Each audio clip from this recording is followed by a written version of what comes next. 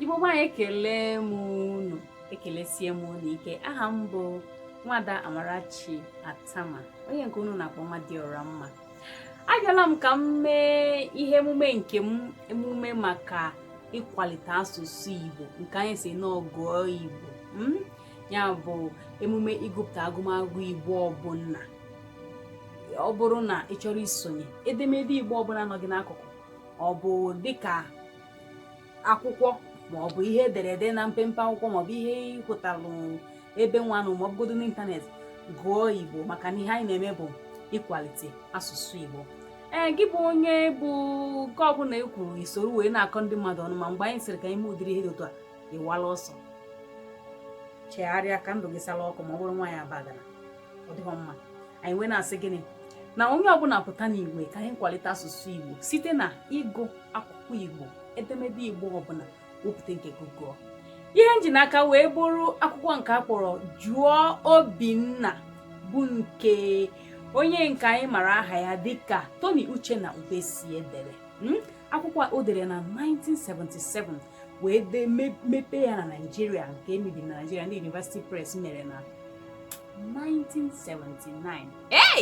Amụwekwa mgbe ahụ, mana ụnụ ahụgo ya na akwụkwọ a dị m n'aka. Akwụkwọ bụ ihe anaghị anwụ anwụ, ọ maka ọ ihe eji asịrị na akụkọ ụwa ị chọrọ ịhụ maka ya, jee n'ime akwụkwọ. Ya bụ na aga m agbapụ ya ọsọ. Jụọ Obinna, aga m ebido ya n'isi. Ike anọrịrị Obinna tụgharịrị hụ ogbenye anụ. Mgbe ogbenye anụ ji ruo ya nso tụkwasị ya ọkụ n'ụbụ, Obinna amaghị. Nke a na-eme ya ugboro 4 mmadụ na-ajụ ya, ọ ka nọrịrị n'ime otu izu a.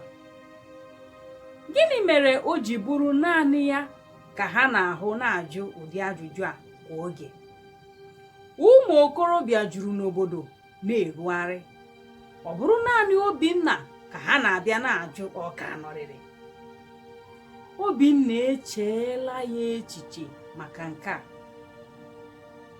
Ọ gbagharị maka na n'ime ndị ọgbọ ya nọ n'ogbe ha na-achị, naanị mmadụ 10 banyere soja. Ndị ọzọ ka nọrọ na-epiogharị n'ọnụ ụlọ ọbụla ụmụ agbọghọ topụtara. Ma ruo ugbu a, Obinna amabeghị na ọgaranya Kechi Ekpe hapụ enwu ihere ọnwụ egbuo ya, maka na ihe bara mmadụ n'ọnụ arapụtaghị ya, nke si ya n'ọnụ pụta achịpụta ya okwu n'ezi. Ọ kpata, ọ dịka ọ gaghị ericha, o richaa, ọ dịka ọ gaghị akpachi ya ọzọ. Lee ya jide na ọ bụ oke, hapụnụ ya na ọ bụ nkakwụ. Oke mmọnwụ na-eti onwe ya, ma ọ hụ mmọnwụ ụmụaka ya na ọsọ a na-eme. Onye duru mmụọ ji egbuo mmadụ duru mmadụ bịa n'ụlọ akwa, pụta n'ụzọ jụwa ndị o dugara n'ụlọ akwa ebe ha si. Ejiri okwu ndị a kọwaa akụkọ maka ụmụ anụmanụ. Asị na anụ a na-ama atụ ya bụ mbe, mana nke a ọ bụ mmadụ ka a na-ekwu maka ya. Ihe a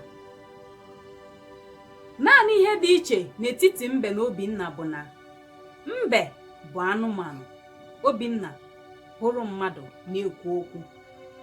Nke ọzọ, ma nke mbe mere ma nke mbe emeghị, ọ bụrụ na aghụghọ dị n'ime ya, ebuo ya mbe.